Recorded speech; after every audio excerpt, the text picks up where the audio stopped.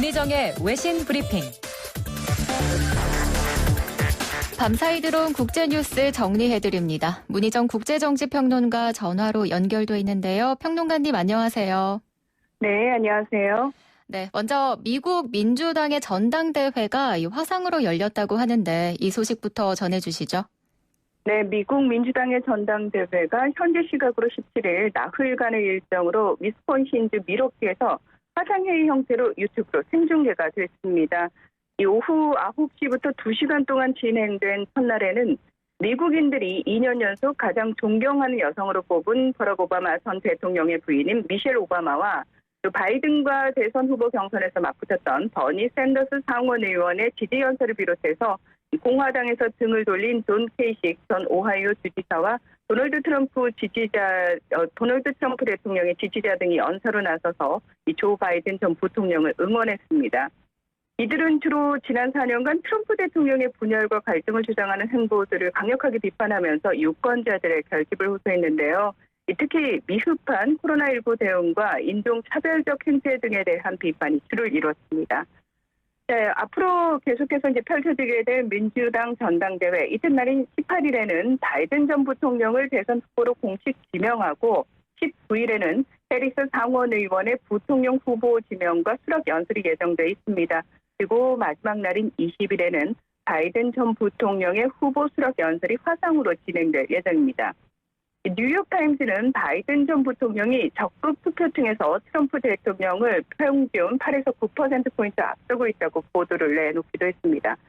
한편 트럼프 대통령은 상대 당의 전당대회 기간에는 상대 후보에 대한 비방이나 선거운동을 자제하는 관례를 깨고 경합주를 돌면서 맞불 유세에 나서서 바이든 전 부통령을 극단적 좌파들의 꼭두각시라면서 원색적인 비난을 이어갔습니다. 네, 조 바이든 전 부통령과 트럼프 대통령 향후 행보를 좀 더 지켜봐야겠군요. 자, 다음은 아프리카 서부에 위치한 말리에서 군부 쿠데타가 일어났다는 소식인데요. 현재 상황은 어떤가요? 네, 현지 시각으로 18일 아침 이 아프리카 서부에 있는 말리의 수도인 바마코 외곽에서 15km 떨어진 카티 군 기지에서 군부 쿠데타가 발생을 했습니다. 그래서 현재 이브라힘 부바카르 케이타 대통령과 부부 시세 총리가 구금이 됐고요. 수많은 고위 민간 공무원과 군사 관리들이 전격 체포된 것으로 알려지고 있습니다. 프랑스와 미국, 러시아, 아프리카 연합 또 지역 15개국 협의체인 서아프리카 경제 공동체는 군인들의 반란을 강력하게 비판하면서 체포된 모든 이들을 석방할 것을 요구하고 나섰는데요. 현재 말리는 2013년과 2018년에 선거에 의해 당선된 케이타 대통령이 집권하고 있습니다. 로이터 통신 보도에 따르면 군부 대변인이 군사 쿠데타가 아니라 대중 반란이라고 주장하고 있는 가운데 지난 6월부터 대통령의 사임을 요구하며 대규모 시위를 하고 있는 M5RFP라는 연합 세력이 반란을 지지하는 신호를 보내고 있는 것으로 밝혀졌습니다. 하지만 군부 쿠데타의 이유가 무엇이고 누가 주도적으로 이끌고 있는지 등 자세한 내용은 아직 밝혀지지 않았습니다. 이 말리에 대해서 잠깐 설명을 좀 드리면요. 북부 지역은 2012년 인구의 10% 정도를 차지하고 있던 투아레그족이 리비아로부터 군사 지원을 받아 차드와 전쟁을 벌였던 다른 지역의 투아레그족 전사들과 함께 분리독립운동을 벌였습니다. 그리고 이 과정에서 이슬람 극단주의 세력까지 가담함으로써 내전 상태까지 가게 됐는데요.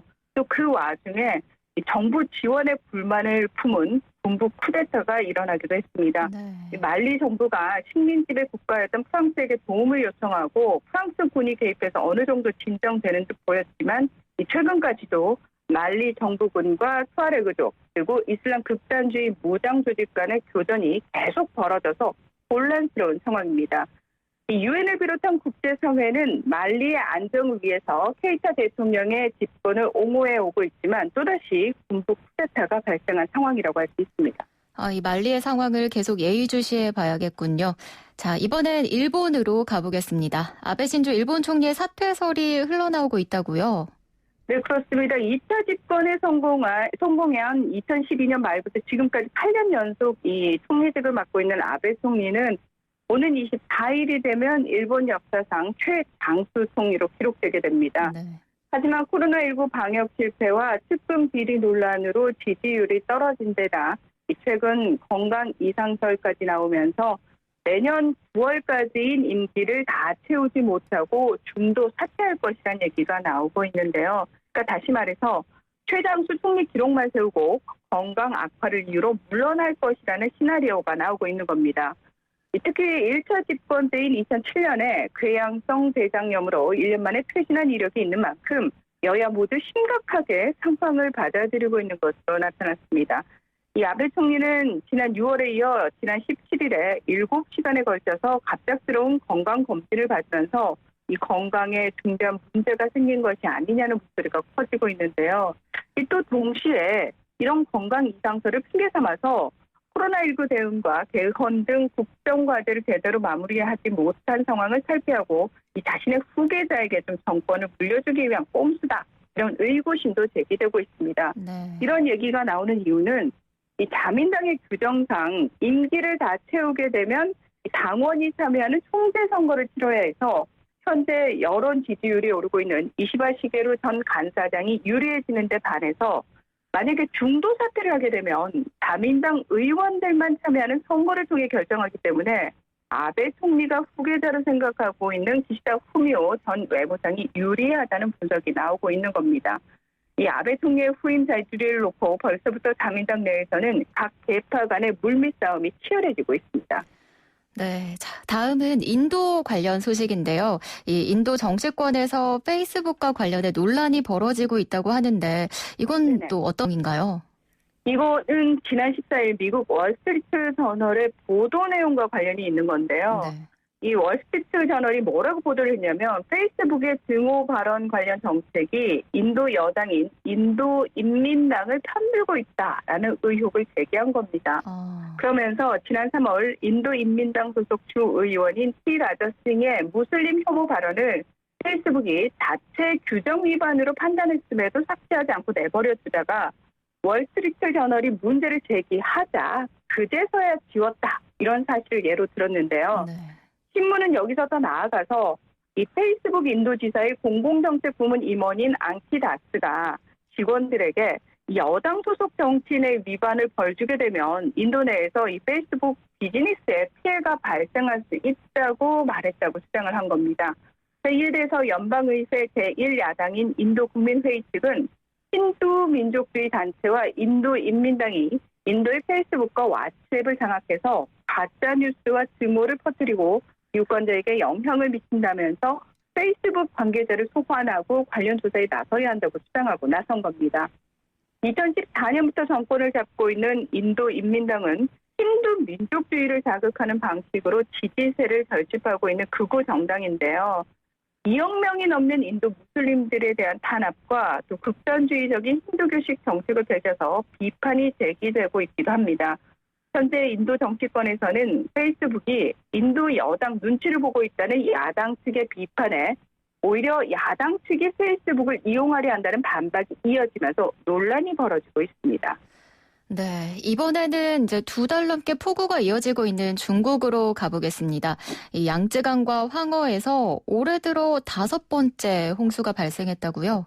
네, 그렇습니다. 이 중국 수리부가 계속되는 비로 인해 17일 오후 2시 기준으로 양쯔강 상류에 초당 5만 400세제곱미터에 달하는 물이 유입됐다면서 관련 규정에 의거해 올해 5호 홍수로 지정한다고 밝혔습니다. 네. 이에 따라서 세계 최대 규모의 산키아댐에 유입되는 물의 양은 오늘 초당 7만 세제곱미터에 이를 것으로 예상이 돼서 4호 홍수 때보다 많아질 것으로 예상이 됩니다.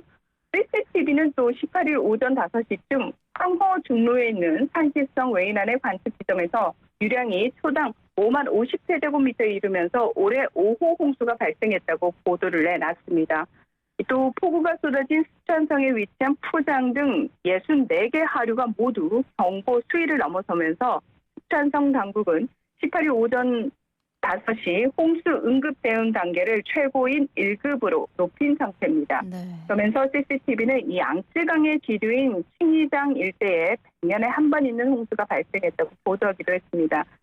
한편 어제 오전 9시에는 태풍 히고스가 중국 광둥성 단장 동쪽 710km 부근 해상에서 발생해서 오늘 낮에 광둥성 잔장으로 상륙할 것으로 예상이 돼서 이 태풍 황색 경보가 발령된 상태입니다. 지금 2달 넘게 폭우가 이어지고 있는 중국 전역에서는 지난 13일 기준 6,346만 명의 이재민이 발생했고 이 중 219명이 사망하거나 실종이 된 상태입니다. 그리고 현재 400만 6천 명이 긴급 대피한 상황이라고 하는데요.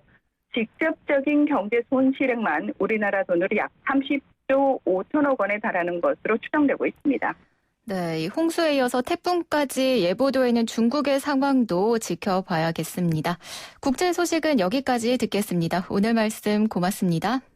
네, 고맙습니다. 지금까지 문희정 국제정치평론가였습니다.